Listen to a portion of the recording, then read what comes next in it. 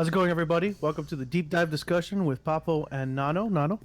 How you guys doing? This is the first installment of the deep dive discussion. We're going to be doing this probably weekly, focusing heavily on local sports because we love this great city of Miami. Absolutely, and we just went through and reviewed the entire draft that the Dolphins just performed, as well as some of the undrafted guys that they just got as well.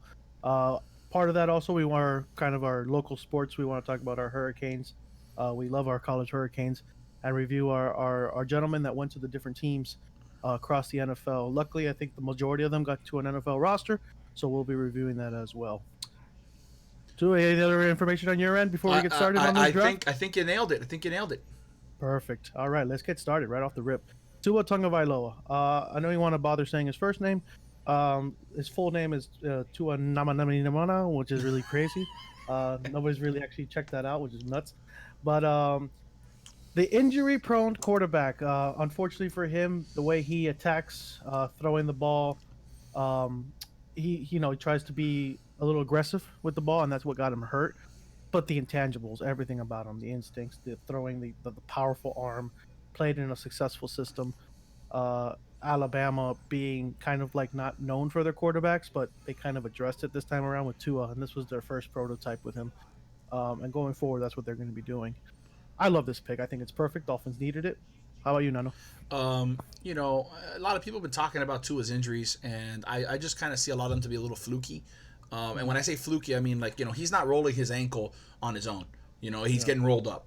He When he hurt his hip this last time, it was somebody diving from behind. It wasn't anything he's doing where his body is giving out on him. I think it's more of there's external forces, and it just looks bad. The finger was because he hit a helmet, I believe, if I'm not mistaken. Yeah. The ankles were being rolled up on, and those kind of things, you kind of have to chalk it up to like, okay, so maybe it's a little fluky, and Yeah. maybe the Dolphins got lucky that in a way that he was injured, because I'm telling you, I think if Tua plays the whole year, he is on par with Joe Burrow. Absolutely. I think there was not a lot of teams that wanted a quarterback that didn't jump us in this draft because they were worried about his health, and it actually benefited the Dolphins. A team that had a veteran quarterback, probably would take the chance like the Dolphins did. If you had no quarterback, though, like I look at potentially the Chargers even because the Chargers needed a quarterback, and if you take Tua, you don't know. So that's why I don't think there was a fear that they would jump. The team that was more fearful of jumping was the Redskins, taking him at 2. Or trading back a little bit just to get something, unless the Lions wanted Chase Young. Those are the only scenarios. I didn't see any other team, or the Patriots did the unthinkable and traded all their picks to move up. Um, so those were a couple of the scenarios. Yeah, but I'm saying more because of his injuries. Yeah, I think that they were worried that, okay, he's hurt, so let's not take a risk. Let's not waste all our assets on him. If he's healthy, you got a bunch of teams. Dolphins got to get up to 2 to get him. And yeah, that's my honest absolutely. opinion. Maybe And the it would have rest. circulated. Yeah, it would have circulated. I It's would like, have hey, been. somebody's going up. Yeah, Yeah, I would have been. If he was healthy the whole year, played the whole season, I don't. I think this is a completely different draft. It kind of benefited the Dolphins in that way. Um, absolutely. Now, before we continue, I think the Patriots, the only reason they didn't jump us now, I don't know if you've noticed, but the Patriots throughout the entire draft, they have been setting themselves up for 2021. They have been getting draft picks, and they have just, yeah, sure, take my pick, take my pick. They've got they got 10 picks in next year's draft Yeah, already. That doesn't include what they're going to make moves to try and get some more picks. You watch how they're making a move for Trevor Lawrence next yeah. year. During the season, I think they're gonna get rid of some of these guys for first round picks. I look at potentially even some of the receivers that they have. There's a lot of movement. I mean, Stephon Gilmore may not be there They're anymore. going to get rid of Traded some for a first guys. round round. They're going to get some You know, guys, and they're going to try and make a play to get Trevor yeah, Lawrence next year. they I think may that's the do move. the Golden State Warrior tank here, where you lost your players, and now we're going to tank one season, and we'll be back full strength with a greater pick going into next I think season. that's the So I think that's their play. But yeah, I just wanted to yeah, deviate a little bit there with the Patriots because that's something that absolutely, really came to mind overnight. But yeah, with absolutely, Tua, I love the pick. I think when you always talk about taking the talent. The talent's there. You take the talent, and if he gets injured, he and gets take a injured. shot. You take your shot Mhm. though. You never pass up on talent. We've done that in the past as a Dolphin organization, and I don't think they need to do this right now. I thought this was a Absolutely, great decision by them to just get on it and say, you know what, bro, take the guy. If he's hurt, he's yep, hurt. We'll figure it out. But you got to take the absolutely. talent. Then at 18, we got Austin Jackson. He's kind of measured out to be the left tackle at USC.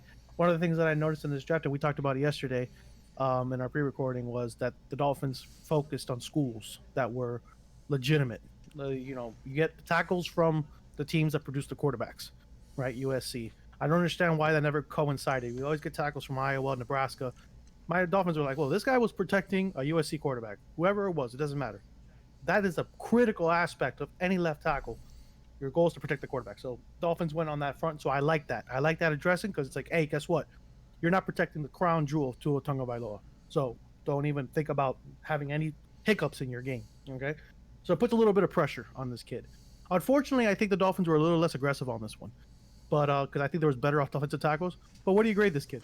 I don't mind it. Again, like, and we talked about this a little yesterday. I think this is a scheme fit. They looked at him, the way they're going to coach the offensive line this year. I think this is a guy that they see as a project. He's got the measurables. He's athletic. The concern with him was his technique wasn't as polished as it should have been, but that's stuff that you could teach. And the Dolphins organization prides himself on teaching players and getting them better. So if he develops the way they think he can develop, he could be really special. And again, left tackle for a lefty quarterback is good because he's not worried about protecting the blind side. So some mistakes Tua might be able to make up for it. And we know that if Ryan Fitzpatrick starts the year, that dude makes up for horrible offensive lines as we saw all last year. So I think this is fine. If this is the guy they graded out as somebody having a higher ceiling than some of the other tackles, maybe he's not as polished as they are right now, but he has a higher ceiling than I think that's a great pick. Again, it's all based on evaluation, so it's really tough for us to kind of see what they're thinking and what they're planning. But I don't mind the pick. At least it addressed the need. Yeah, they said to review his Notre Dame film, and I reviewed it, and you can see the inconsistency because they were blitzing him off the edge. One thing you can't do with him is go inside on him. Very good hands pushing off on the inside, but in today's NFL, it's more on the outside. These ends now are like 5 yards downfield behind the quarterback trying to circulate back in. They let the defensive tackles do the upfront pushing. So we'll see how this kid handles that kind of pressure, but I think he'll be fine on that front. I just feel like the aggression, I think this moving up to get worse would have been a little bit better of a player, more polished. I think he's a better player all around. Take the chance of using the third to maybe do it if that's what they wanted, we don't know that valuation of that trade. So they may have been asking for a second round pick, and we'll be like, no, okay, now I understand. So once that comes out, that'll come out later on during the year. Why didn't you move up? Well, they were asking for this. And so we have an idea going.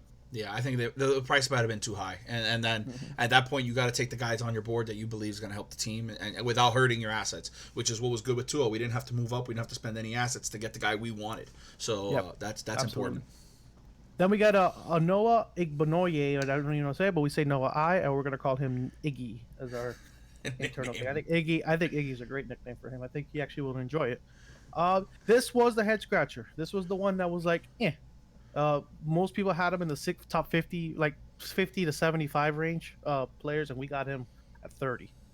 So the valuation's kind of unique there. But we traded back for him, and we saw what happened with the Saints. They took Cesar Ruiz, who I think the Dolphins really wanted, and this is what I was talking about, like maybe get Cesar Ruiz in the Austin Jackson pick, and maybe wait for Austin Jackson to fall to you at 26. Unfortunately, Cesar Ruiz is taken at 25 or 24. I'm not really sure which one. And so that fell off. And I, for a fact, and the Dolphins yesterday, Chris Greer said that there was a lot of guys in front of them that were gone, that were taken, that unfortunately, they said that in general. But that was the first time I've ever heard Chris Greer and the general manager staff mention that after a post-draft, where they're like, yeah, there was a lot of guys in front of us that we wanted and we couldn't get to them. It's like, okay, obviously we could tell. We got yoinked. We got yoinked, and we can go through each one of them individually. But going back to this kid, we traded back. Green Bay Packers got Jordan Love. That's a whole drama in itself for the Green Bay Packers. And we got a 30, Noah, and we got a 4th-round pick. This kid, I love him.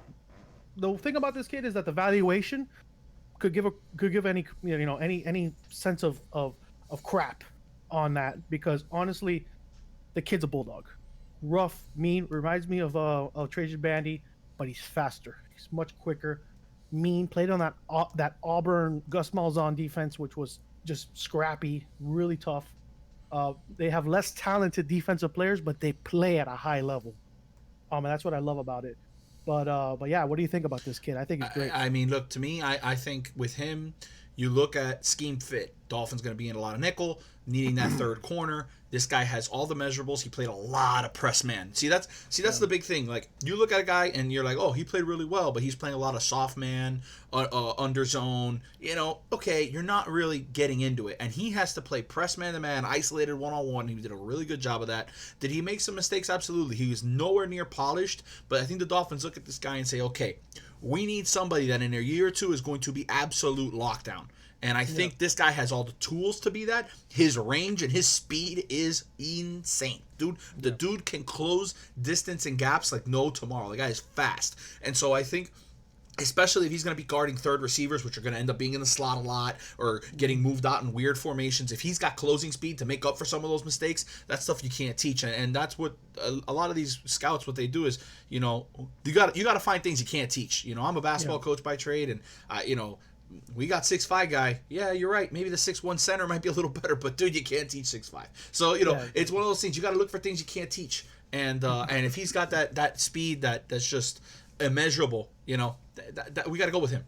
Yeah, the closing speed is what's critical about him. That straight line speed is not really important for a slot corner. You got to be able to close out on slants, and he's got that. What's interesting is he's also the depth, because we have Nick Needham still at the slot corner. Now Nick Needham has pressure, and this is a guy that was an undrafted free agent that we brought in last year, sucked at the beginning and got better. Was one of those every week players that every week got better. So now this is excellent. Now Flores is putting the fire back underneath him and said, hey, we got a first round pick that's going to take your spot. So let's step up. So what could come out of this is really good corners and depth. I love our depth at corner now. I think it's fantastic. I think it's really good. Our secondary is looking really solid. Might be the strength of the team, to be honest with you. Absolutely, which was scary because it was not the strength of the team even last year. Because Yeah. last year we're like, who are these guys that we're getting in the secondary? And it ended up becoming a decent depth team. And then you get Byron Jones, you get this kid. I mean, Eric Rowe kind of got signed, and we realized, oh, this guy's a tight end killer. No wonder the Patriots used him, because he was used against Gronkowski. So he was so good against tight ends. When you practice against Gronkowski every week, it helps. I mean, no kidding. Yeah, so that's why we were really good on that front. Yeah. Moving on to the second round, 7th pick, I think this is my favorite pick of the draft. I mean, Tua is obviously my favorite pick, but that's an obvious pick to me. I mean, unless we screwed up royally on that pick. But Robert Hunt, I love this kid. I still believe, when we talked about this yesterday, I think he's going to be our starting right tackle. I know Jesse James and our scout in the latest scouting that came out is going to come out and right tackle. I think this kid's a better right tackle going forward. I think they're going to move him to guard just to get started. But this kid's going to become our new right tackle on the right side. I mean, the kid just overwhelms people. He pushes people off the line every single time. His consistency is a problem because they get around him quickly. So he doesn't have that speed, which is why they're putting him at guard, because it's like, well, people are getting around you on the tackle side. We'll put you at guard, and you won't get beat like that. But I still think that eventually he'll become that tackle. This is the one that's from Louisiana Lafayette, so this is actually one of the smaller schools that we got. But then I look at the tape. You don't look at what he's going against. No, you look at what he's jumping up and just smacking people. It's second to none. What do you think about this kid? I mean, just a physical specimen. He fits in. He fits in with what the rest of our draft match is. Bullies.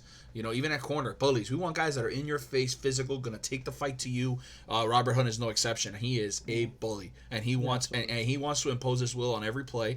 And you know, technique is great and all, but that fire and that grit and that kind of a tenacity when you're playing on the offensive line, especially in the interior where you're going against some big dudes at defensive tackle, you know, it's nice to have a guy who's just equally as big, but he's nasty.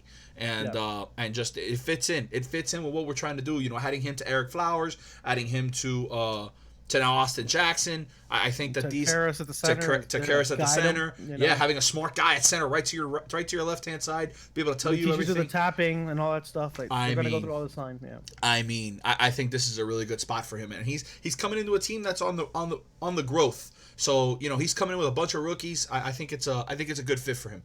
No, all these kids are actually going to get tremendous pressure. You're on the growth side of the Dolphins. You're not on the decline side, which we had with a lot of draft picks in our history. We'll catch them on the growth. Like Jake Long and all those guys in that draft class were caught on the growth, right? Jared Odrick, they were all on the growth side. The decline side guys are, you know, Charles Harris. You know, those guys just never really had Deion Jordan. You were supposed to be the player. Now, granted, we overdrafted. We made a mistake on those guys, but the value of the Dolphins, man, you guys don't have a quarterback. You guys are in disaster mode. You don't even know what you're doing with your money. So there was a difference there. This one, the Dolphins are like, okay, wait, we got everything organized for us going forward. You look at the team that you're going into. So I look at this kid. I think he's going to mesh well. And I really like the way that we set up the offensive line. A lot of veterans. Got Jesse James, who's been a Dolphin forever now. It feels like perfect guy to be like, look, I've been through the bad days and I've seen the good days. Don't screw this up for me, okay? Pretty much. We're on a good spectrum here, so don't mess with me, okay? So this offensive line, like you said, is gonna get nasty. They're gonna get nasty. Gonna get great. Finally, you haven't had a nasty offensive line since the Killer Bees, and so we need to get back to this. Okay? Yeah. Raekwon Davis at 24. Now, this apparently was the worst pick in the draft for the Dolphins. I finally read an article from Sports Illustrated that says that actually this was the worst pick in the draft for the Dolphins. And I know why. Because it was supposed to be J.K. Dobbins. And I think everybody was pegging J.K. Dobbins to the Dolphins here. Instead of using that fifth round. Yeah, exactly. It was picked 23 right by the Ravens. This is another sign of the Dolphins not being... Now, maybe J.K. Dobbins wasn't on the board for the Dolphins. But I look at that as like, you needed a running back, and I get Matt Breida, and I think that's a good secondary move. But I look at Raekwon Davis, and I don't see the usage. I think Benito Jones, that we're going to talk about, the unrestricted free agent, or undrafted free agent, excuse me, I think he's a better fit than this kid. I just don't know where he falls. I think he's got a bit of Christian Wilkins edge kind of run to his game, but he's not that big. So, but 6'6", 311, he seems... Like, you hear those numbers, you're like, oh, this guy's gigantic. Then I look at the tape, and I'm like, he's not that big. He doesn't seem like it. I think that 311 is actually not true. I think he's 6'6", 280. And so he's got the end body. Yeah. So I look at that as that. But what do you think about this kid? I mean, okay, so we talked about this a little bit, and he's an Alabama defensive tackle going up against SEC run game. He was pretty good. He was pretty good against the SEC in the SEC. You know, he wasn't a great player by any stretch. He wasn't getting pressure on the quarterback, but he was good against the run. And again, I think that this pick was one of those like, darn, we should have had Dobbins here.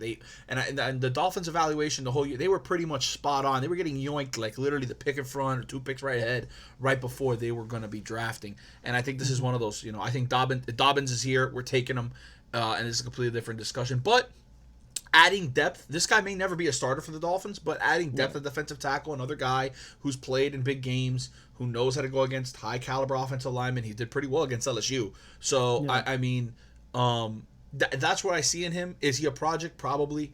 But again, this is the first time in a very long time that when the Dolphins take a project player, I trust that the development will be there. You know, projects in the past, a guy like Deion Jordan was a project. Even though he had all the measurables, he was a project. He never panned out. Never panned out. Why? Because, you know, we weren't built. This program, this organization wasn't built for development. I think this team is now built for that. That's what they do. They develop. Yeah, they could develop and polish and continue going as such. So that's the Patriots 101, man. I mean, that's Patriots 101. We're the Patriots of the South. I mean, if you really Patriots of the South, very similar. It's exactly the same because the Patriots get these developmental players all the time, and all of a sudden, like, where did these guys come from? Yeah. Well, they have a G League within their team. Mm-hmm. They take 40 guys, 50 or whatever, and they mesh them. They have their starters, and then they throw those guys in there for a couple snaps. And when that guy screws up, they take him out and he's like, "See, this is where you messed up," and that's how they develop them. And so it's really impressive. I think we're doing the same thing. I think this team is set up to do exactly that. Have a bunch of role guys because you got to have role guys. At the end of the day, yeah, star power is great and all, but you need role guys. You know, it's 53-man roster. You need roles, and this could be one of those guys that's a spell guy, come in on first and second down. You know, be able to plug the run. Eventually develop. You know, maybe developing a little bit more of a pass rush. But you know, again, not one of those guys that, you know, am I ecstatic with the pick? No, not as much, but I don't think it's a bad pick by any stretch of the imagination. If this is our worst pick of the draft, we had a good draft. Let's put it absolutely. That way. That's what I'm saying. This is considered the worst pick in the draft, and we did pretty good. I mean, they're obviously not probably taking into account the 6th and 7th round pick because those are just needs that you just have on the side. The first 5 to me are the most important, right? Yeah. And so if you call that the worst pick, that's wow, okay, because you can never go wrong with getting a big body in the trench. Never. I mean, that's never, you know, if you make a mistake getting a running back or a wide receiver, those are bad, you know, but getting that kind of skill position, you can't go wrong with it. They go forward. Depth at that position never hurts. It never hurts. So I look at Raekwon as that potential, and also another thing with Raekwon, I think maybe also attitude wise, maybe the one that has the most attitude issue because I see in him. You talk about the LSU game, he steps up for the big games. So where are you during the other games? That kind of attitude is a little worrisome. So maybe with the NFL, every game is a big game now because I'm getting paid. Yeah, So maybe. It's possible. that may change with him going forward. I Okay. agree with that. I can agree with that. Yeah. Then at the third round, sixth pick, we got Brandon Jones from Texas. Hook 'em horns because this kid, I like him a lot. I think he's the brain on this team of this draft. I think he's the smartest one. I haven't found his Wonderlic score. I was looking for it. I couldn't find it, but I'm sure this kid's Wonderlic score has got to be out of his work compared to Tua's, which is what 13, Yeah. which is horrible. That's kind of scary. But whatever.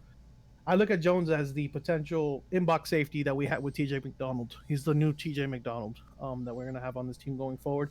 And the fact that he took all the combine at the combine before the combine happened, he took all the team's defensive schemes and said, "Let me tell you where I fit and where I don't fit." Okay, I think the Dolphins. He must have had a great time with that one because he's like, "There's so much here. I don't even know where to start on where I fit." But a weak side linebacker, meshed inbox safety, aka the striker position that Manny Diaz kind of created, even though he did create it, it's basically that.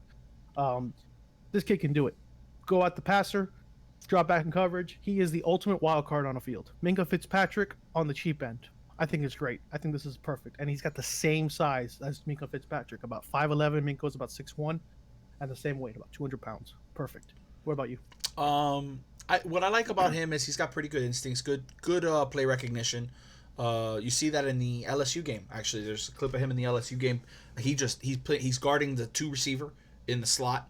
They said trips to the right side. He's guarding the two receiver. They go on all goes, and he just diagnoses the screen right behind it and just eats it up. You know, and it's not like Joe Burrow's a bad quarterback that he sold it. You know, that he was just staring down his guy. Joe Burrow probably tried to sell it, and he was all up in it. That kind of intelligence, that's what Coach Flo wants. He wants smart football. We've always talked about it. You and me have always had conversations. I'm tired of dumb football. All right, with the Hurricanes, we had a lot of years where we had just dumb football. Coaches make mistakes. The scheme is not great, but if you're doing dumb things, you're affecting the team. When we had who was it? Was it Highsmith when the ball went over his head against I think it was Florida State, and he jumped the wrong way. The ball went over your head and you jumped forward. What are you doing? Like you're completely not with us on this planet. Yeah. This is a guy who's 100% with us on this planet. He's going to be able to be versatile. He's going to do what Minka didn't want to do. Minka didn't want to play multiple positions. Multiple positions too. They didn't want to. This guy's going to go where you want me at, coach. And I think that's the trend with this draft and what this team is trying to do with bringing in players. They're all about winning and all about the team. It doesn't matter where you put me, just put me somewhere. And I think this kid fits that. He can play safety. He can play strong. He can play in the box as a striker. He's going to be able to guard safeties. He's going to be able to guard tight ends, excuse me. He could probably guard some. He could guard some of the slower corners. He's not extremely fast, but he can guard some of the slower receivers. I think that he's a very versatile guy. He's good against the run. He can tackle. I like him. Yeah, the wild card is what I like to call him. I think that's a great term for him. You don't know where he's going to go. They say his weakness is obviously down deep field, center field. But honestly, I don't think there's a need for him there. I think you have Bobby McCain and Eric Rowe kind of running those kind of. We're really only one run deep safety. Everybody else has got to pick off their man to man, and beat them off the line. That way they give the defensive front enough time to get to the quarterback. That's what this defense is run on. The misdirection in the back is just to confuse the quarterback to add more time.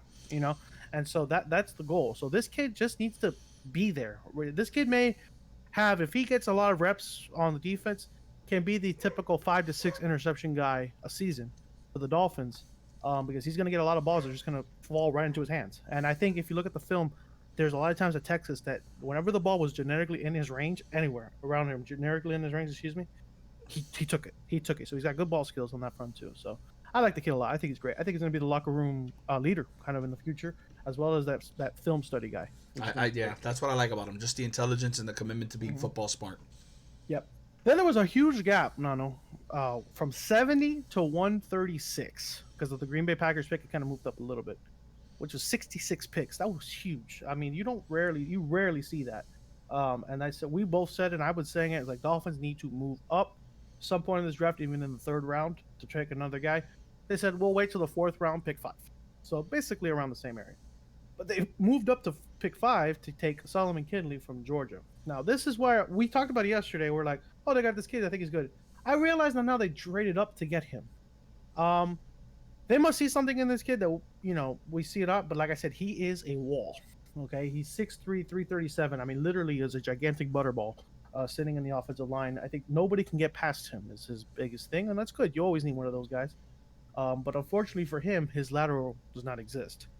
So he cannot be that utility offensive lineman that we're kind of building, right? You want to get a left tackle that can be a left guard, or even be a right tackle, right? Or you want a right tackle that could be a right guard and a left guard. You have that versatility with your players. This kid's 100% a guard. I look to see if he could be a center, and I don't see it either. I don't think he can bend down that low.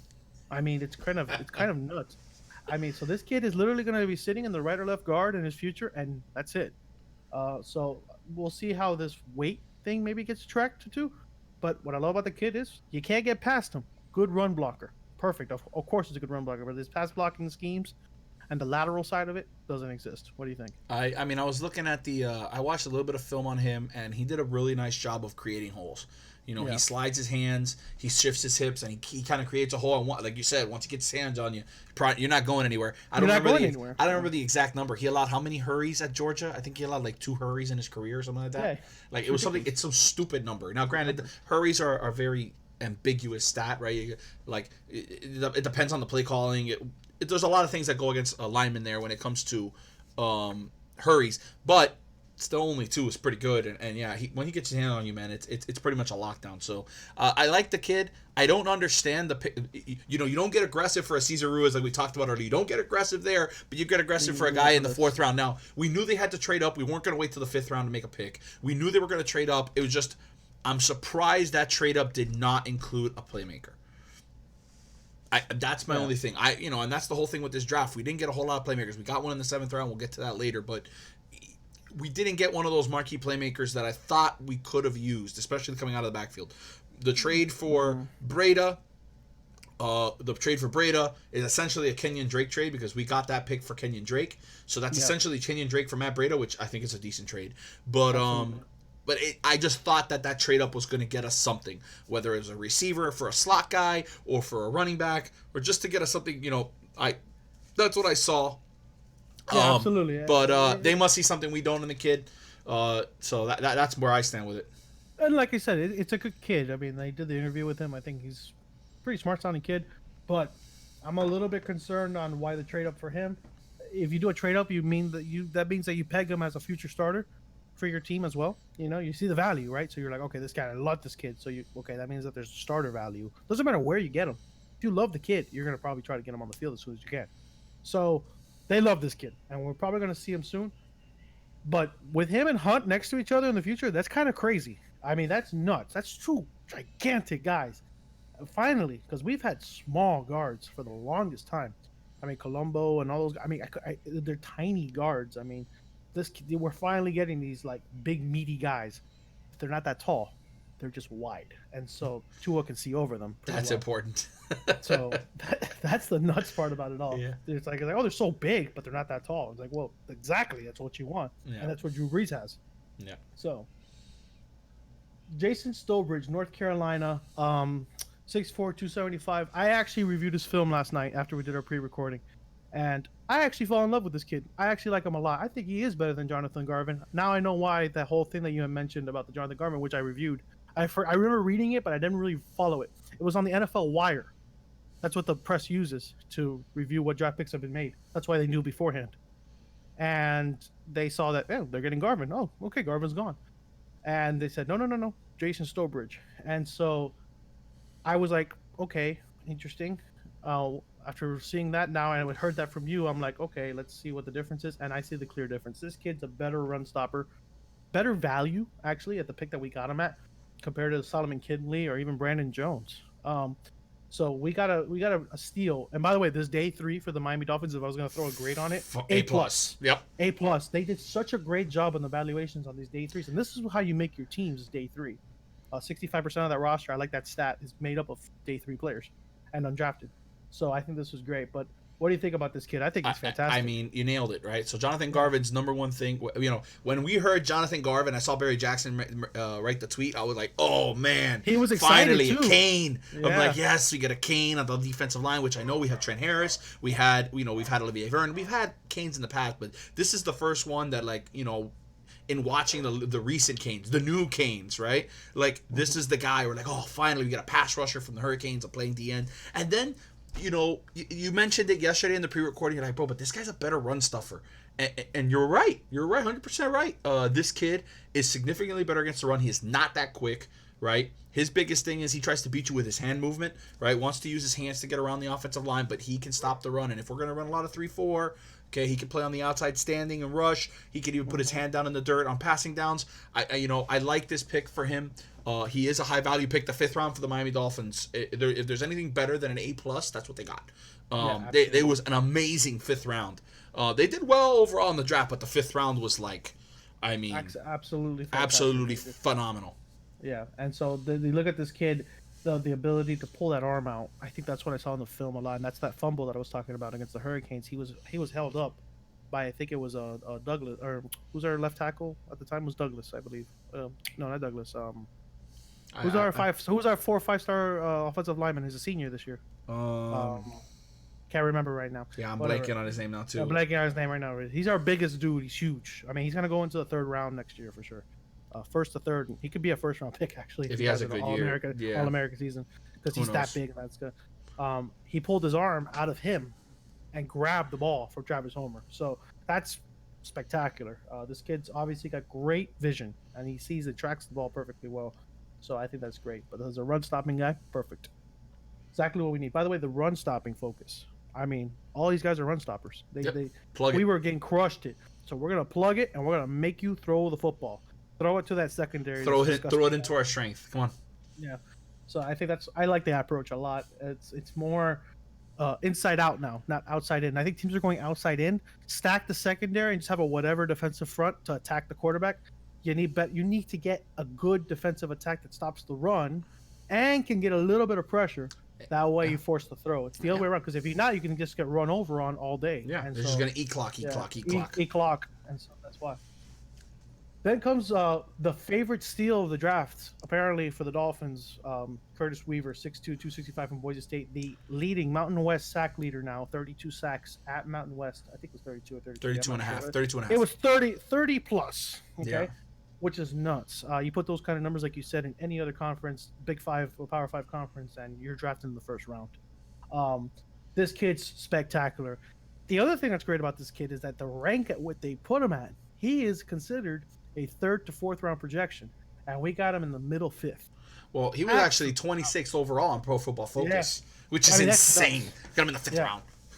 So his thing is just that his hips are a little tight. He doesn't go around offensive tackles really well. He doesn't have a really good move. What he's really good at is going inside on the offensive tackle, which to me is the hardest part. Is that downward Y9 angle that you use to get inside of that offensive tackle. So I mean that this kid's a bully. So he will use his hands to just beat you up. And so I love that. But his other thing is he can't go around the offensive tackle. To me, that's easy to learn. I think that's the easier trait to do. That energy that you expose going around, the Von Miller style. This kid goes, no, I'm going to go inside Khalil Mack style, up your gut and into the quarterback. I think that's fantastic. I love this pick. What do you think? I mean, the bull rush is going to be his friend, right? He's going to use that cam wake, put your hands on you, and just go. That's kind of what we see in him. He is not very fast, but once again, if you're going to play in the interior at a 3-4, which is what it looks like we're just going to be rolling D linemen out there. Just go, just keep going. 4th quarter, every dude is going to feel like it's halftime. We're just going to be in it, and I feel like this is just another dude to bring in the game, stop the run, be a decent pass rusher, because he's not a bad pass rusher. He's just a little slow, a little slower than what the prototypical athlete that people put on the edge. Yeah. But I feel like this team is building it to design. We're going to design everything. We're going to just outsmart you with our design. We're going to design blitzes. We're going to design stunts. We're going to set people up with one-on-ones on your worst offensive lineman. It's going to be a cerebral game for the Miami Dolphins, where before we just tried to out-talent people. All right, Yeah. we weren't out like every time you go to you got out patrioted. Like you just like Bill Belichick's like I'm in your head before the game starts. It starts, And yeah. and I think that's what they're trying to do here. You're taking people that do specific things very well, which is stop the run, because you can't scheme to stop the run. You got to be good at it. You got to have Yeah. good run fitting. You got to make sure you can shed your block, make a tackle. Now we can we can design things to get you to the quarterback. That's a little Yeah. easier. I mean, That's easier, don't get me yeah. wrong. You could be Dwight Freeney and have the most ridiculous spin move of all time, and you don't have to design anything. But in general, you can design ways to get to the quarterback with a bunch of guys who are quote unquote no names. That's what the Patriots. I mean, when the Patriots were at their best, they had Vince Wilfork eating up 3 blocks in the middle. But in general, for the last couple of years, you can't name their whole defensive line. No one can. Never. But they're still doing good. Yep. You know, Yep. and so that's I think the strategy that they're taking forward. Like get the right fit, Absolutely. and then we'll make it work from there. Absolutely. And I look at also with this kid is the ability to stand up. He can do stand up and he can put three fingers on the ground. I think that's great. That ability, that utility, also on the defensive side. So he can be sparring Van Noy on some downs. As Kyle Van Noy is doing mostly stand up, you can actually put both of these guys together. You could have Curtis Weaver and this Van Noy right behind him. That's disgusting. Yeah. Because Van Noy is very good at going around. This guy can go inside. That's nuts. That you covered both your angles, and so that will be the team is systematic, and we're going once again going to the Patriots side. This is becoming more and more systematic. They're going to teach this kid one way, and then they're going to tell him if you want to progress, you do it on your own. We'll work with you, but we're going to teach you what you're good at.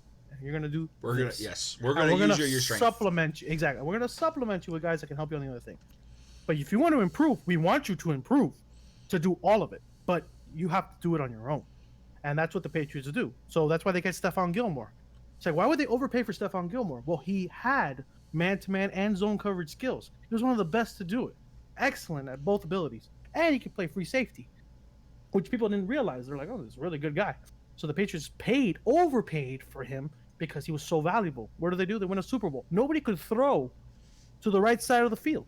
So that's the kind of things that they do, systematic. You have to be able to do those kind of systems. And if you don't do it, we'll put you in the best position because you're talented, but we're going to find somebody else that can help you along the way. Yeah, you see what the Dolphins have started doing, which when we paid Byron Jones, the one position that the Patriots always historically overpaid was corners. Cornerback. They love to pay their the defensive backs. Why? Because they overpay for defensive backs because they know that is I mean, they did it with Darrelle Revis.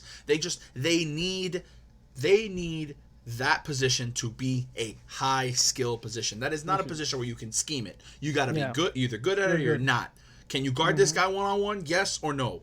And so you know what, this guy's a yes. Pay him whatever we got to do to get him here. You know, and I think the Dolphins follow that same mentality. There are certain things that you know what at quarterback you can't go cheap on a quarterback. You know what I'm saying? That's why, you know, a lot of teams that are like, oh, we'll wait, we'll get one in the 3rd, 4th round. They're all pretty good. We'll develop them. That is not smart. Smart, yeah. You take the guy with the talent. You don't underpay a quarterback. Not everybody's a Tom Brady. Yeah, and you don't underpay a quarterback. You don't underpay a corner. I think those are the two really. Everything else you could teach, you could scheme, you could chip, you could do this and that. I think that, especially at corner, the Dolphins are going to continue to be buyers in that market whenever that comes up. That's why they paid Xavier Howard the way they paid him. They paid him, and then they went and said, "You know what, Byron, we got you too. Let's go." Yeah, and I the think highest paid corners are on our team. I mean, it's nuts. Yeah, but you know what? There's a reason for it, and I think that's the strategy moving forward.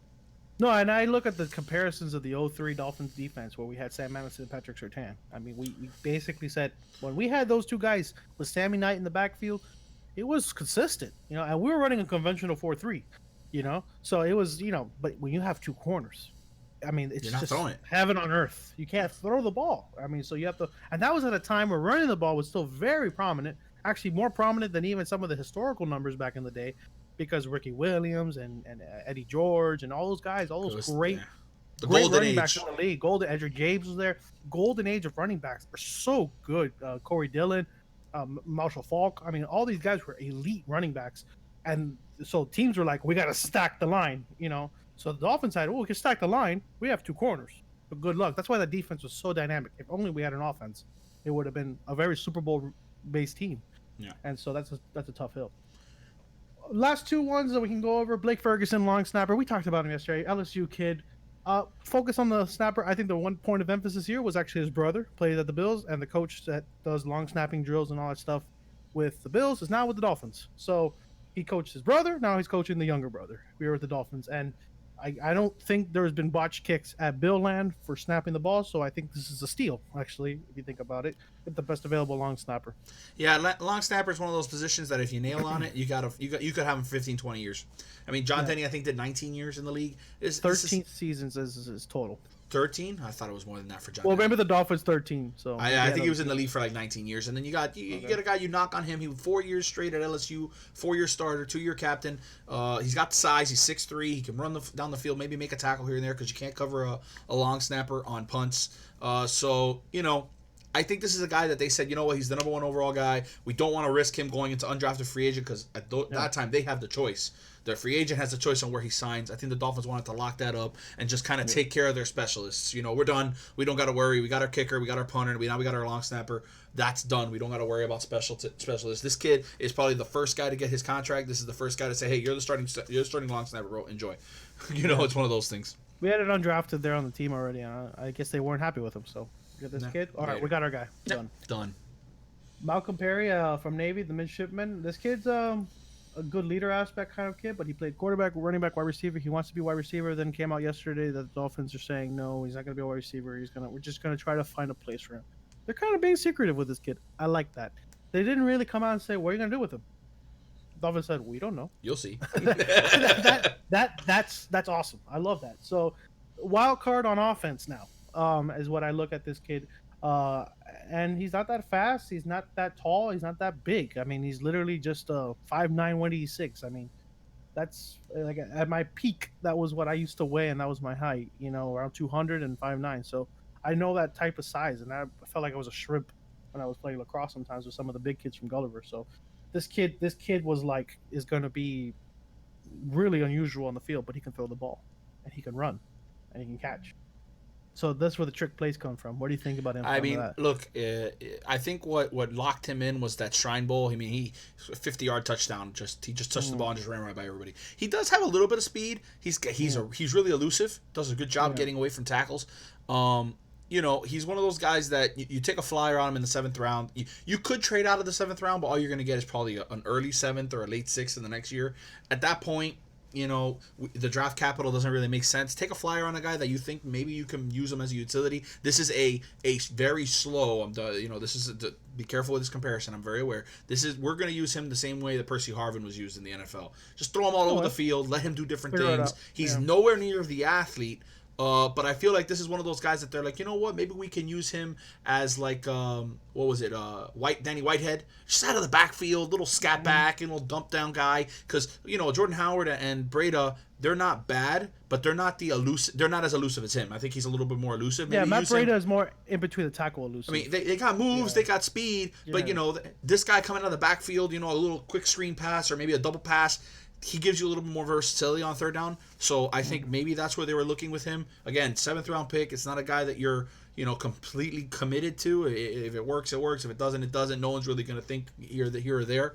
I don't mind taking a flyer on him, especially when you know that you're the 2nd to last pick, 3rd to last pick, or something like that. We got him at 240, 250 something, 256. Yeah, we got him super late. I think that when we get into our undrafted free agents that we just got, I think it makes perfect sense why they took a flyer on him because they knew who was falling to them. Bunch. The contract to the first guy we're going to talk about, I think, was already done before the 7th round was over. Probably. Let's just put it that way. Yeah, finishing up on this kid, like they said, his highlights are better than what he did on paper. Like he's more of a film guy than he is on a paper guy. So we'll see how that goes. Like I said, yesterday I mentioned the pre-recording. You put him on the field, now teams are worried because you have a scouting report on every player. They're going to see, Malcolm Perry's on the field. He could throw. Oh no, you gotta be careful. Hey, watch out with deep. And then we do the Jay Cutler play where he's just standing there. I mean, he can literally cause so much misdirection, so much confusion. You never know. And I trust that in the future you will see this guy throw a football, whether it be for a 30-yard catch or a touchdown. It could happen with this kid. That's the potential I see with him going forward. As a 7th round pick, perfect. If you can get 2 touchdowns out of a 7th round pick just by throwing or running the ball. Huge. That's massive. That's a tremendous value that you get at the 7th round pick. Yep, 100%. So that finished off the draft. What did you grade the draft? I now that I looked at the Malcolm Perry pick, actually, I'm still B, but I'm like an 84.5, which is like 85 is a B plus. I really don't want to give it a B plus, only because of the aggression, the lack of aggression from the Dolphins on the draft. You had 14 picks. You could have gotten 7 in the top 100. I really just bulldoze and get 7 to 9 guys in the top 150 total. Don't worry about. I mean, I understand the depth and all that stuff, but man, if you can get 7 to 9 guys in the top one, you just built the whole roster. Plus, you have 2021 to be more conservative, because now you know what you have. You can trade back a little bit, get more picks, and build more depth. But what do you think about that? That's my pet peeve. I have him at a B plus, and the only reason it's a B plus and not in the A's is because we didn't get any skill position guys early in the draft. We took a flyer in the 7th round. I get it. And eliminate Tua as a skill. I'm talking about receivers, tight ends, running backs. We didn't get anybody that was going to be a difference maker off the ball outside of Malcolm Perry, who we took in the 7th round. So that kind of brings them down to a B plus. But listen, when you have a 5th round the way we had, where you're getting 2 guys that are completely overvalued. I mean, you got a great value in the 5th round. You did pretty good in the 1st round picking up guys. I think I give these guys a B plus. And you know what? It could have been a little better if they wouldn't have gotten aggressive and maybe gotten a Cesar Ruiz and maybe would have put them in the A category. But, absolutely, I would have put them in the B plus for sure. And once again, these draft grades at the end of the day, it really doesn't matter. A draft Until you grade. see what's on the field. 4 years from now, we'll go back to it. Yeah. In 4 years from now, this could be an A plus draft. We won't know. Absolutely. Yeah, absolutely. We won't know. We'll see. We'll see when we get there. But yeah, it's just the aggression. I don't look at it from the form of what these players are going to become. All these players could suck, and I still give it a B, because you drafted based on what you needed, and you took your chances on some guys, and you had that. So to me, the players could suck, and I still give them a B. What makes it a B plus to me is just being more aggressive. There were players that were sure things. Winfield. You had McKinney at the safety positions, for example. You had Josh Jones. He fell to the 3rd round. I mean, that was a guy that I kind of liked. He was polished from Oklahoma, and he went to a pretty good team in itself. I think he went to You think Houston? Came from Houston, right? Houston. Yeah. They replaced him they took. By the way, and that we'll get to that now. The whole history of what I think of future free agents for the Dolphins.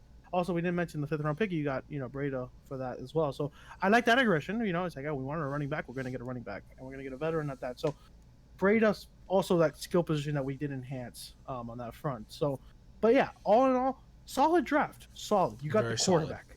You could have one draft pick, and if you just picked 2, I would have given you an A plus, because that's it. Everything else was just mechanics. You had all these draft picks. It's tough. I think Greer did a fantastic job.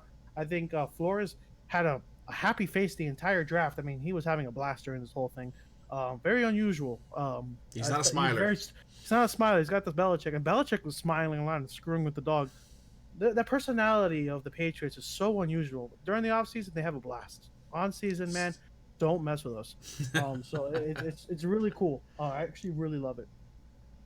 All right, let's get into the undrafted free agents. I think you're dying for this part of it. Oh, this is my dude right here, bro. This is like, I'm gonna buy the jersey. So I'm gonna give you the floor right now. All right, Kirk Merritt. Undrafted Merritt. free agent wide receiver. How does a guy who is the best elusive player, most avoided tackles in the entire country, I think, most broken tackles, 4.33 speed, how does that dude not get drafted? You're missing other things too.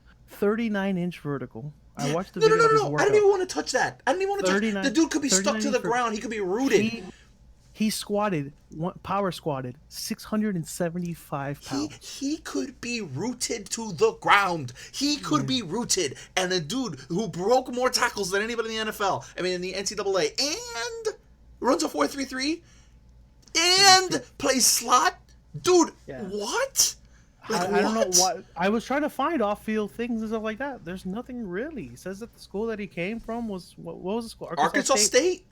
I think that's what helped. Arkansas is garbage. Arkansas State is probably even more garbage. No. I understand that's why there might be, but okay, listen. You can't teach 4.33 speed.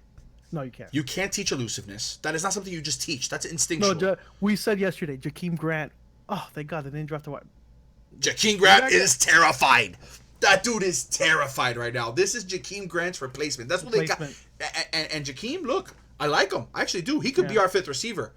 Or Albert Wilson too. He could be gone too. We're paying him pretty hefty. Both of those guys Albert Wilson. The thing with Albert Wilson, man, he's just a playmaker.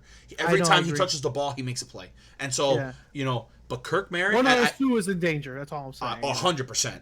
But I don't think it'll be. I don't think it'll be Albert Wilson. I think Jakeem Grant's production was a lot less than Albert Wilson with the limited. We've had Albert Wilson because of his injuries. But let me tell you what, this guy I'm never gonna say he's gonna get to this level. We had this conversation yesterday. This guy screams Tyreek Hill. Same type of player. Elite speed, elusive. Loves to make plays on the ball. Dude, the guy, he made You Got Mossed Monday Night Football like 4 times. He's just owning people. And I understand he's playing at Arkansas State. His competition probably isn't as high as what you see in the Power 5. Fine. Yeah. You can't teach speed. You can't teach vertical. Like, you could work on vertical, but 39-inch vert, I don't care. You don't teach that. We thought they were going to get Jeff Thomas. This is Jeff Thomas 2.0. I think this is 1.0 Jeff Thomas. I think Jeff Thomas is a little bit less than him. Yeah, like, let's relax. If this guy played for Canes, but man, this kid is special. And we played against them. Did we? Yeah. We played against them. I don't know if we did. I think this is the. You know what? No, this is the game we were going to them, but the hurricane happened or something, and it got canceled. Right. This is the game that got canceled. Right. Thank God, because our defense, he would have murdered us. This guy. That's right. Our actual hurricane stopped this game from happening. Yes. Oh, thank God. This guy would have crushed us. This would have crushed us. That's true. Because we could not tackle in the open field. We had so much trouble with that this year. I mean, that would have been just tragic. But whatever. Yeah. That was a great steal. I think a lot of teams were inquiring us. 14 teams were looking for him. They chose us. I think that contract was negotiated. Once we realized in the 7th round no one's taking this dude, we're like, yo. I think a lot of teams know there must be some communications like, hey, don't take that guy. That guy can work with us a little bit. Unless the team's like, fuck you, I want him. Sorry, we're gonna edit that out. But no, we're not. Whatever. There'll be a little bleepage. For demonetization, don't do that. We're gonna bleep it. We're gonna bleep it. But that's basically the mentality. And so I see a lot of players like, why wasn't this guy drafted? And then there are like 17 teams, all of them that passed up on him, and they got some other guy. And then it's like, I'm like, what? It doesn't make any sense. How does this guy not get drafted? I just don't get. I don't get it. I don't get it. So it's really weird. The next guy we're gonna talk about, how did he not get drafted too when he had a 5th round valuation? Benito Jones, defensive tackle, nose tackle, a legitimate nose tackle. And now I look at the Raekwon Davis pick, and I'm like, why? Did we do this if you think that Raekwon Davis was going to be your future at that position? So the Dolphins said, no. He ain't going to be a nose tackle. This is a real nose tackle. Now, 6'5", 330 pounds. That is a bowling ball. That is the equivalent of Solomon Kinley on the opposite end. I love his thing. Second team all SEC. When you get second team all SEC, your first team anywhere else. I mean, that's. So this kid is obviously really talented. He doesn't get a lot of blitzes. He's Vince Wilfork. Very similar. Eat up space. Eat up space. Warren Sapp. Look at the former Canes. That when we used to do that, this is what we did. We got big guys that would just eat up space so that the edge rushers had one-on-one coverage. And so you had that uniqueness. This kid can do it. And I think that everybody loved this pick. I think they said that this is the steal of the undrafted free agents for the Dolphins. He was the number 1 undrafted free agent on the board for a lot of people. So, and he's coming to the Dolphins. Once again, it shows that the Dolphins culture. Remember, these kids can choose where they go. So they're coming here. And so that's great. What do you think about the kid? I mean, look, I think what exactly what you said. I think there's a trend with our defensive line. We're looking to go tall. We're looking to be rangy. We're looking to be big. I mean, you got, I think Raekwon's what, 6'6"? Yeah, 6'6". Raekwon's 6'6". Benito 6'5". We're looking to be big. We just want to be big. Stourbridge is 6'6". So 6'4", excuse me. 6'4", but still like huge. Yeah. We just want to be big on the offensive line. Get your hands up, the flex balls. Be a disruption. And this kid being big and strong, opening, playing inside. You could kick Wilkins out to the outside. You could kick Godchow, which somebody we haven't mentioned at all, by the way. Oh yeah. And he's pretty good. Our defensive line is just depth is fantastic now. Yeah, and then and this kind of what I love about this is you're taking a flyer on a guy. Yeah. You're taking a flyer. Like, bro, listen, we want you to come in and compete. We think you're good enough to compete with this team. You can. That's great. Nah, this guy will make the roster. I know, but you're bringing this kid in. You're bringing this kid in, and then you know what? You got so much to choose from. Then now it's an abundance. Where before you were, you were barren. You didn't have much. Now you have an abundance where you can make great decisions and not be stuck with a guy. Because that happened to us a lot. Yep. No, absolutely. I think the depth that you're going to see on this roster is going to be on the defensive side of the football. I think you're going to see about. Was a 52-man roster, right? So 53, 53. 53, right? So you have I would say Probably 23 on the offensive side, and then the rest are on the defensive side. I think so because there's a lot of DBs on this team that we're going to need on the team. There's a lot of defensive tackles that we're going to need on this team. The cornerbacks, you don't know the health of Xavier. Remember, he was hurt last year, so the Dolphins are going to be really making sure that hey, the defensive side of the ball, Brian Flores' specialty is going to be 100% okay. Offensive side, I think, is next year's draft, and that's where we get the weapons. And so obviously we got a weapon this year, but that kid Merritt. I think that was a steal. So I think Tua's gonna love that kid. Poor man CD Lamb. I mean, that's crazy. So we see why they didn't take these guys with the undrafted. Yeah, I side think of they it. had made these targets. I think they had these guys that are like, you know what, these guys are similar in talent. We can get them cheaper. And I think that's a lot of why I think this as more of these undrafteds come up, and you start to see a little more of it. I think it's going to make more sense why they didn't make certain moves. No, and that shows the valuation of the Dolphins. By far, A+ on the valuation of kids. I know they reached a little bit, but you look at the fact we needed this kid. Okay, fine. You needed him. You needed him. That's not a problem to me. Then you look at what they're doing in the 5th round or the 3rd day, and then the undrafted. This 3rd day and undrafted has been fantastic. I mean, they did such a great job. And the undrafted, you can't even control that. You throw a contract at the kid, but the kid's got to say yes. And so, as the Dolphins, you're like, oh, hopefully this kid says yes on the culture side of it. These kids want to come here. You get some kids that I feel like a lot of the undrafteds we got. I mean, the Preston Williams one was kind of out of left field too. That kid could have gone to the Patriots. He could have gone to anywhere. That kid knew he was talented, and he came to the Dolphins probably because the receiving core wasn't that strong. So he's like, I'm for sure gonna get onto the roster with that. So there's a lot of mentality. These are defensive tackles, another wide receiver. I mean, the fact that this kid said, I'm going to come to the Dolphins even though we are flushed on the defensive side of the ball, that's good to see. That means that they're showing progress on that front. We also got a new safety here now, notice he came in right now, Barry Jackson, around 323. Kayvon Frazier, 44 games for Cowboys over the first line, including 2 starts both in 2018, missed last 3 months, so the Inctoro Pectoral, 9', 93 player. So we got a kid we just picked up somebody from the Cowboys who played in 44 games, Kayvon Frazier. Maybe that's the Cowboys of Oklahoma State or Cowboys of Dallas. I'm not really sure on that front. I'm assuming it's Dallas because didn't Dallas draft a safety? Didn't they draft? Did they draft McKinney? Who did they draft? I'm not sure. I think they drafted McKinney. I think they drafted a safety. What did we get for him? Or I was he don't a know. free agent signing? Maybe he was a free agent. He Well, I was an guess we're actual gonna free have to look into that. We'll have to look at that. But that Kayvon Frazier. So once again, we're picking up DB depth, and we're just keep getting DBs. I'm telling you, this is the motto of the Dolphins is depth on the side of the defense. new meta. The new meta. And so I love it. And we mentioned it yesterday with the 3 wide receiver sets, which pretty much is done for the undrafted free agents. We have other ones there, but we can just kind of close it out on those guys because those are the most important too. We saw the offensive lineman also from South Carolina, but there's not a lot of stuff on those guys. We'll get to maybe that later on in a future video. Once we know who they are and once it's all signed and finalized and stuff like that. Because there's new ones coming in as we speak. We're at 10 now. I mean, we've signed 10. We're at 93 players. We had to reduce to 90. That's crazy. Yeah. I looked at the 3 wide receiver sets that most teams run out there nowadays. I mean, right now the Bills, right? Oh, we got Stephon Diggs. Now all the other teams are going to have to be worried about us. Dolphins are like, we were already ready for you We've been ready. before Stephon Diggs showed up. And now we got a 3rd corner. So good luck. So, and then you look at the Patriots, they got nobody. And the Jets, they got Robbie Anderson, and I don't trust that team. So I look at our defensive side of the ball. And the AFC East, nobody should be throwing more than 250 yards, and a QB rating should be low 70s, 80s, 90s. Yeah, it shouldn't be like that high. So if we have games that it's like the QBR is doing really good, I don't even want to blame it on the secondary. I'll be like, then there's no pressure. So we have to see how that goes. But I love the fact that it's like, okay, we have 3 wide receivers. We're playing Kansas City Chiefs. We have 3 wide receivers. We have 3 DBs. I mean, it's going to be a brawl. And those are. If I'm an NFL guy that has to set up the schedule on what to be prime time, man, that would be a hell of a prime time game against the Chiefs and the Dolphins, because it's like, okay, Byron Jones, Xavier Howard, and this kid against Tyreek Hill, Sammy Watkins, and whoever their 3rd wide receiver is, plus their running back that they just got that we could kind of put with Baker and stuff like that. I mean, that's a hell of a battle. I mean, it's Patrick Mahomes and the Dolphins, Ryan Fitzpatrick. So you're gonna have a shootout or Tua. By the way, that's the other thing about Dolphins in the prime time. If Tua, the media is gonna push Tua to start because they're gonna be like, we want prime time. We have to be smart about that. Some teams kind of fall into that trap.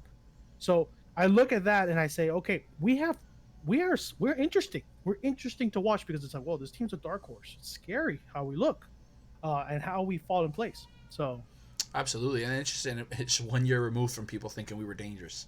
We were dangerous. We're putting people in danger, and you know we're not thinking about the health of the players, and this is not good for the league. And in 1 year, I mean, this team is being built to make a run. Don't get it confused. This team is trying to win now. They're not looking for next year. Next year is part of their plans. You're always thinking about next year, always as a front office. But this team's going to try and win right now. You know, you never. And I always say this. This is one of my biggest things. I said this with the Canes when we had all those great defenses and no offense.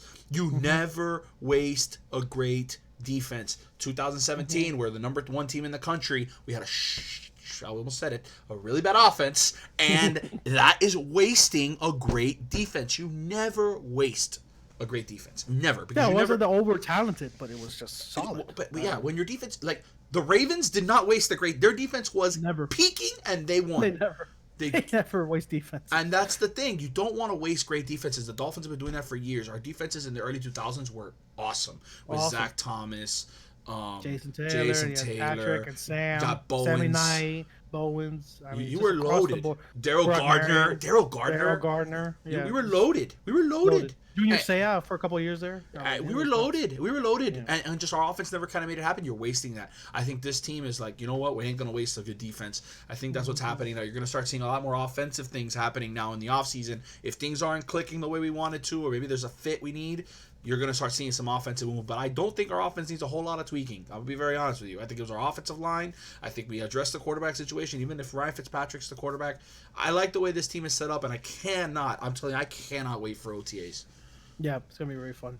Let's look quickly at the Hurricanes because we're really dragging this on. So the Hurricanes, really quickly, we saw that we had, I think, 11. You mentioned 11. I think it was a total of 11. Yeah. We have to go through that again. But let's look at the obvious ones. We saw for sure that 4 were drafted. Shaq Quarterman was the first one going back to Duval. I'm happy for the kid going back to Duval. Jacksonville, I think they're going to be happy with the kid. I think his one thing was, as you mentioned, overpass people all the time. But he was a thumper. He would hit people. When people came up to him, he would hit you hard. And people forgot about that. He just didn't make the cracking hits. The sack shoulder, bro. So, yeah, he would hit you hard really good. But he would miss those A-gaps on those blitzes. Whenever we did a blitz with him, he was always lost. He went into the offensive lineman or like into the back of the defensive lineman even. It's like there's a gap right there. Wedge yourself in there. Figure it out. If it's not big enough for you, don't hit it. Hit another one when it forms. Sometimes be a little slower and the methodical on the approach. He's kind of got a head. I mean, I guess that was the Manny Diaz, like just rush, don't stop running. Sometimes you got to be a little more methodical on that front, and so I think he lost that. But I think he's great for Jacksonville. The video came out yesterday. The Jacksonville Jaguars released the audio of the call between him and the GM, if I'm not mistaken. It could have been the coach. I'm a little off on who it was. I just heard the audio. He's slated to play special teams. He's going to be a second string middle linebacker. And you know, this is good for him. This is a lot of players need this. They need that year of not starting, being the burden guy, and trying to learn. He's talented enough. I hope it works out for him. No, absolutely. And then you look at we saw KJ Osborne go. What was the next one? It was DJ Dallas. DJ Dallas, the Seahawks. DJ Dallas. We got yoinked. There was another one that Dolphins got yoinked on because we saw it. We were watching on TV and we're like, okay, here comes DJ Dallas to us, and then Seahawks right in front of us said, nope, we'll take him. And it's funny because Travis Homer, our former Miami Hurricane running back, is also over there, and they tweeted and had a great time on that front. Look, I think it's a great fit. I think Pete Carroll loves his Miami Hurricane running backs. I think he's actually had some history with them a couple of times too. So, you know, he's got tremendous love for Travis Homer and his work ethic. I think he's going to fall even more in love with DJ Dallas, a bulldog, best player in the draft for the Hurricanes, I think, overall. And he was by far a player we're going to miss next season. I think I love Cameron Harris, our new running back starting next year, and I love the guys that we brought in with Chaney and all those other guys. But this kid was a Hurricane, man. This kid was 100% the U. He loved the U, was down in the happy days, was there in the bad days. And he's going to be happy in Seattle, and I think it's a great pickup for them. Yeah, man. I mean, DJ, heart and soul, favorite play ever. We've talked about it. Virginia Tech from the 50-yard line. We need a touchdown. Yeah, we need a touchdown. Dude just broke like 3 or 4 tackles and then just backyard just way to the end zone. I love him. And the Notre Dame game, he came out. It was his coming out party in the Notre Dame game as well. That was his first touchdown of the year. That was his first touchdown of his career. The first 2 touchdowns he had. Well, the first one where he did that diving over the pylon. Diving thing, yeah. So that was his coming out party, and he loved it. All of these kids that you see in the draft actually were were instrumental in that Notre Dame game. And so you KJ. see that potential. Well, both of them, not KJ, but you look at Garvin, you Yeah. look at DJ, you look at Trajan. You know, a lot of those guys came out in this Notre Dame game, and that's what we thought. Oh, these guys are first, second round talent players. We nailed it, and it never really came to fruition for them, Mhm. unfortunately. Then you look at KJ Osborne, was a Buffalo kid. He came out of, remember, he went to what's his academy? No, where the prospects go. uh, I forget what it is. It's in Northern Florida. IMG, IMG. IMG. He went to IMG, was a 2-star. Went to Buffalo, played 4 years, graduate transfer to Miami, and ended up being one of our best receivers. So obviously the scouts got that one wrong. But he goes to the Viking land, and that we saw his numbers were really good. The combine ran a sub 4.5 at that size, 6'2", 6'3", at 200 something pounds. So that's really good. And I think the Vikings kind of needed receivers. Obviously, with Stephon Diggs gone, but they're looking for that. He's got that same body type of Stephon Diggs. He's just not that fast. So they just need a guy with sure hands. And KJ, that's one thing that he does have is sure hands. He gets the ball all the time. So I hope for the best for him in the Viking land. Yeah, I think he's going to be I think they're looking at him being a returner. Yep. I did hear something about them wanting him in the return game. I know he was a returner for us. He's just, since he's so sure-handed, you know, him being a returner, I think Which all you fits. need, fair catch is sure hand. If you're gonna sky punt us, we got a good guy back there to make the play. He did make some guys miss. Had some nice returns during the year. I think he had one against Florida State that didn't break, but I think he got like to the 40 or something. Well, yeah, one that he had a touchdown they called a holding, and it was like not even near. That was the Hurricane. Yeah. That's our life. We always get called for holdings. Yeah, so he had those too. Yeah, but you know, hope the best for him. I think he's going to fit in really well. He's the consummate pro. You know, everyone said that from the day he showed up to Miami. This guy's a pro. And I just don't think it's going to be any different he'll be in the league for a very long time. Out of all the group, I think he will be in the league for a long time. I think he's the guy who's going to just find a fit always. Yep, always. And every team's going to try to look at him and pick him up and figure out what they can do with him. 100%. So he will move, and he will move around. I agree. I don't think he's going to stay in Viking land, but he will move. And then I look at the last one that was drafted was Jonathan Garvin in the 7th round. This poor kid, I feel bad for him. I love Garvin as a person. I think he's a true pro, and I really wish he would shut the naysayers up and become a superstar in the league. But unfortunately for him, he had that explosive first year, and we talked about it with the defensive ends in Miami. There's always the better guys had the year before, and then the next year they're not the best, and the guy behind them is better. We'll see it probably with Rousseau and Chance Williams this year. We'll see probably. I don't think so. Rousseau is a freak of nature, better than Garvin ever was, and even Joe Jackson.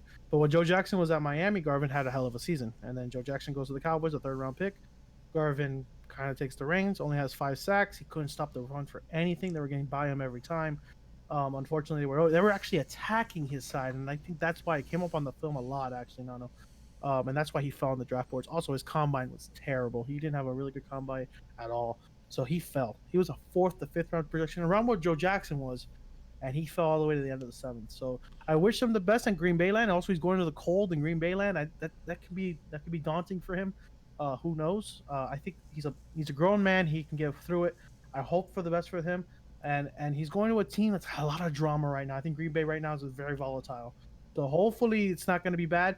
And he can make a name for himself over there and become potentially their next, who knows? I don't know. What's the Hall of Famer? What's his name? Reggie White, yeah. Reggie White. I don't know about that. Reggie White. I don't know about that. But have fun. Enjoy. Dream big. Yeah. My biggest thing with Garvin was he listened to the people who told him he was awesome. Yeah. He's thinking he was going to be a 1st-round pick. That was his mentality. Because at the beginning of the year, everyone was like, "Oh, this kid's gonna." Last year, everyone was saying this guy was a 1st-round pick. Everyone was saying if he has another year like he had now, he's gonna be a 1st-round pick. And I think that's stuck in his head. And he would have benefited coming back, having one more year. I think everyone that left early could have benefited from another year. I agree with the exception of DJ. Garvin. Yeah, I agree with you on Garvin because now you know that Rousseau was having the season that he had, 13.5 sacks. So teams are going to be like, okay, I have to cover Rousseau. So now Garvin gets less pressure on him, have more sacks. You have a that's in my opinion. I think that those guys that left early, they could have come back for another year. But hey, kudos to you. He's getting paid. So he got paid. He's got a team. I mean, he got a multi-year contract, a signing bonus. He's in Green Bay. Standard of living there is not that high. So, he will be comfortable. So I have no problem with that, and I wish him the best. Because at the end of the day, Hurricanes and Green Bay have never really meshed, because it's just difficult. I mean, it's the weather; it doesn't fit. And so I've noticed hurricanes, even Chicago. Only Devin Hester really was the only guy. And So we that got Dion. We area, got Dion there. Miami, yeah, Miami just doesn't fit there. So We got Dion. it's We got tough. Dion up there now, but yeah, I agree with you. Yeah, We don't translate well, but I mean, at the same time, we haven't had the same kind of caliber of guys as what we had. true. That's I also think that has a lot to do with it. Jimmy Graham was absolutely. in Green Bay for a while. Yeah. Wasn't the same that he was in New Orleans, It's but Chicago now, so it's like yeah, he's all over the place. But yeah. right now, I just hope that he does well. I hope he goes in there, takes most of his opportunity, and does what he has to do to stay in this league for a long time. Yep. And then the undrafted guys that got signed, Jeff Thomas, the Patriots. I think I'm gonna put a star on this one for the Patriots. Great pickup because this kid's got an attitude problem. He just was transferred out, didn't transfer out. Was at Illinois. We wanted him. We wanted him to stay. I understand the problem with the team, and even last year. Remember, this was during the time like, oh, we got Manny Diaz. The team's going on the uprise, and it ended up being a bad season, even worse than the year before. So I guess he's been led astray, unfortunately. Now he goes to the Patriots, and they don't have Tom Brady anymore. So it's like, this kid can't seem to get things that snap in the right direction for him a bunch of the times. But I wish him the best. But to go to the Patriots, man, to go under Bill Belichick and that coach, I think it's going to do him great. That's the best part about it. But yeah, what do you think about that? I mean, look, I hope the structure knocks him into place. His talent is obvious. He makes great plays. That catch against LSU on that Chick-fil-A opening game where he just diving and one-handed and looking like Odell Beckham. I think the kid's got crazy talent. His attitude is the only thing that was slowing him down. He thought he was bigger than the team. And his combine wasn't that great. Remember, we were expecting a sub 4.4, No, he ran like a 4.5, right? 4.5, and so it hurt him. It hurt him a little bit on that. I think he's a faster guy. I think he's faster than his time. He's one of those guys that he's got what Dion used to say. I got next man speed. Deion Sanders used to say, yeah, my time might not be great right now, but put a dude next to me, I'm gonna beat him. It doesn't matter how fast you think that I'm gonna beat him. And I think he has that. And when the ball was in his hand, which was great because when he had the ball, he was electric, but when he caught the ball downfield and it was in his hand, he was moving ahead. He was slower with the ball. That's one thing I know because he always gets swiped from behind right before he got to the end zone. So he has breakaway speed, but when he has the ball in his hand, he's not that fast anymore. And that's typical for most players, but his speed significantly declines on that front. Some players I've noticed that when they have that breakaway speed, they have the ball in their hand and they're gone and can't catch them. Devin Hester, when he had the ball or when he doesn't have the ball, he is lightning fast. Yep. And I found when Devin Hester had the ball, he was even faster. Yeah, which was nuts. Yeah, so it's like a buff. It was a buff. So it was really, really crazy. The other guy was taken. We had actually don't have. We had Trajan Bandy. I got it. Trajan Bandy to the Steelers. Good pickup. Fits the mold. Bulldog. Fits the mold. Muddy aggression. Badger. Yeah. Muddy Badger. He's muddy. Yep. Mm-hmm. Yeah, I think that fits really well. He fits into the Mike Tomlin style of just get in your stuff and talk trash. And Bandy was the fighter for our team the whole year. He always liked lining up on the other team's sideline and just talking the whole game. I had the pleasure of knowing him when he was in high school, and he wasn't any different. This isn't completely different, and I think he is. I think he went to a really good spot. I thought that this was something the Dolphins were going to pick up. As an undrafted because he kind of fits that aggressive press man, but I understand why they didn't. The Dolphins like going a little bit bigger at the corner. They want guys who are a little bit more when they can win that one-on-one against tall receivers. Yeah. He's not going to beat a 6'3" Mike Evans. He ain't. Yeah, he's not the speedy. He's not that speedy small corner. He's more of the plays bigger than his size, in your face. I prefer that sometimes, against those big receivers because they just can't get past them. It's just they're just a gnat. Yep, I agree. So I like that. But Dolphins think otherwise on that. Nothing against them on that front. I think the Dolphins are actually playing more in space. They hit you off the line and fall back, and I like that actually because it shocks the receiver and it screws up the whole route plan. And then you kind of like, okay, I'm back here now, but you think I'm on you, but I'm going in zone, and this guy over here in the middle of the field is actually taking you. I love that complexity that we run on defense. It's really good. So I don't think he fits that. I'm sorry. Romeo Finley's with the Chargers. Yeah, Chargers love the Hurricanes, man. Oh, yeah, Every they year love it. They always get a hurricane. It doesn't matter if the guy sucks. They take him, and so I guess they like the way the teams are. It's the same city, L.A., Miami, very similar altitude. Well, not altitude, but climate. Theirs more Mediterranean. Ours is more Caribbean, tropic. But they love the style of player that you get from there. But yeah, Romeo Finley, hell of a striker for us. We just couldn't use him that well. He's a striker. He's exactly what Yeah. Brandon Jones is going to be for the Canes. I mean, for the Dolphins. He is who he was for the Canes. I mean, he's a striker, comes down, can play the safety position. He's not as fast as Brandon, but he is a dog. Loves to make plays in the backfield. He's aggressive. He's a thumper. He's a thumper. I really like this. I think he's going to fit with the Chargers very, very well. I think he's going to fit very well in the Good Chargers. defense to join. Yeah, it's a solid defense. I'm really happy for him. We've got Hill goes to the Patriots as well. Another guy who had issues with character and got in trouble when he was in college. I think he didn't have as much issues at Miami, but he did have issues when he was at Virginia Tech. I think this is a guy who, in the Patriot system, that no nonsense, let's get to work. This is a guy who can develop because he's got all the measurables. And he's polished. He's actually the most polished out of the undrafted defensive ends, I feel. Yeah, but I think the Pats got a good guy. The Pats got a good guy. I just think that it's going to take a little bit of time to get that attitude out of him. He did seem to be better when he was at Miami. He didn't have any issues. He was kind of a team guy, but I can understand why teams passed up on him. He is solid across his measurables, and his skills are solid across the board. He's not overly fast, but he's good enough. He's not overly aggressive on certain play blitzes, but he's good enough. He's not. He's the prototypical everyday player. Never be a superstar, but has a 6-7 year career in the NFL. So the Patriots always find. They love those guys. It's not shocking that they hooked this guy because it's exactly what they need. Now they can find that and fine tune what he's really good at, so that he becomes a superstar on that level. And then he becomes a high-paid contract guy that other teams pay for, and they don't have to worry about it. Yeah. Which is fun for the Dolphins, by the way, because we're going to find players that are going to be like, oh, wow, he's so good. And then it's like, yeah, he's really good. Take him for a contract, and they hate him. And it's like, oh, we told you this. He wasn't that good at that. He was good for us on that. Yeah. So that's going to be fun for the Dolphins. And then the last guy I want to talk about before we close this thing out is Mike Pinkney. And this is the one that we just didn't we didn't understand why he didn't get drafted. I thought he was a draftable player. Well, he was hurt. He was hurt. I understand he was hurt, but at the same time, he would have been ready for OTAs. You're talking about somebody who's athletic, who's very good. He's got good football instincts, can tackle, can run. I was shocked that he didn't get drafted. It was a fear. That pectoral muscle could be a little bit of a concern. But considering the state we are right now in the current event of coronavirus, you don't know when the season's going to start. So it could start later in the year. So you have time, really. I mean, you don't have time, but you have time. You can figure it out. And he's not going to be a day one starter anyway. So this is the one that was a 7th round pick that I thought a team would take a flyer on. Oh, he's hurt. Yeah, but we like him. He can run in coverage. He can blitz.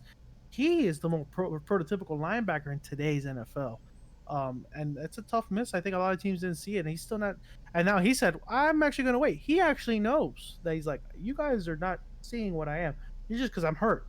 And you're looking at my film, and it's not true. I think I wasn't used properly in Miami, and I think he wasn't, by the way. And because we could have used him a lot more in coverage, and we really didn't.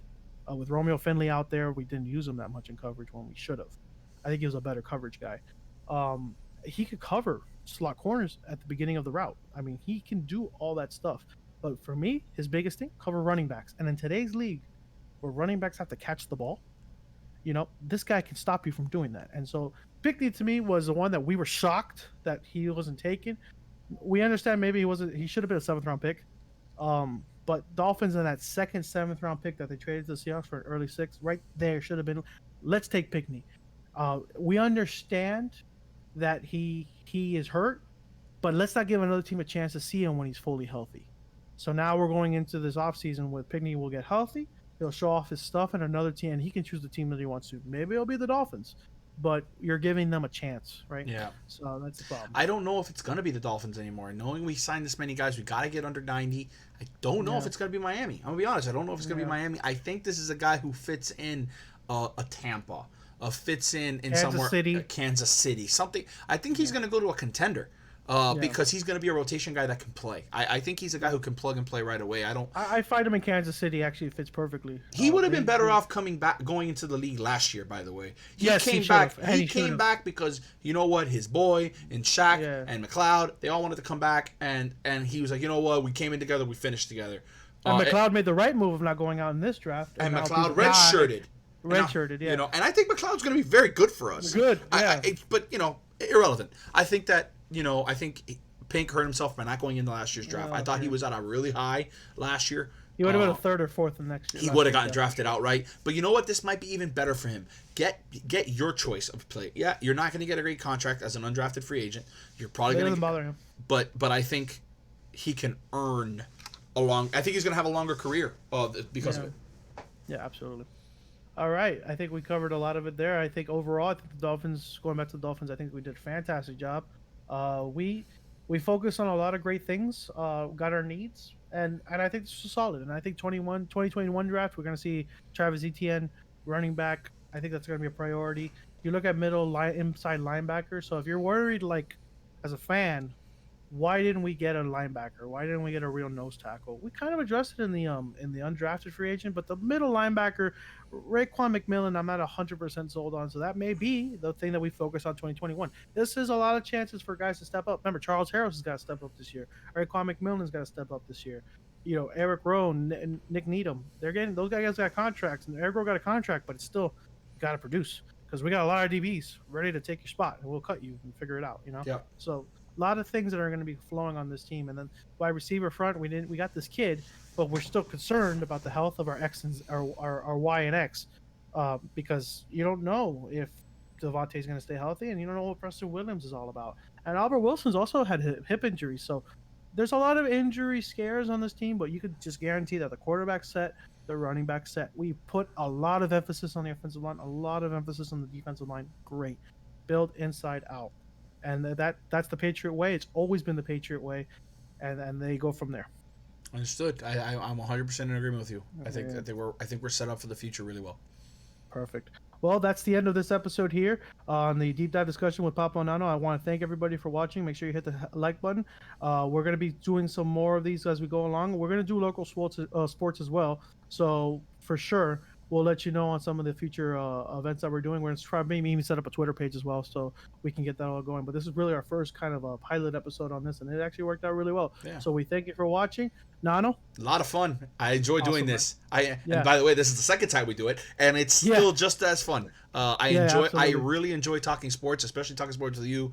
Bobo, it's super fun. I really enjoy it, and I can't wait because I heard a little rumor that the NBA might be starting to open up their facilities again. So it's going to be really fun. And if we get into the playoffs, we will be doing plenty of these, talking Miami Heat basketball, 100%. Absolutely. And especially with the Miami Heat not being loved and not being given a chance. And, man, they made some noise this season. So hurt. Oh, yeah. So I'm and excited. The future of the Heat is getting even very more fun. Oh, my God. This team is going to be scary in the future. So absolutely. Sports in Miami is on the uptick, so it looks like we're hitting this at the right time. Yeah. And so we're going to be looking good. But thanks, everybody, for watching. We'll catch you all later, all right? See ya. Peace out.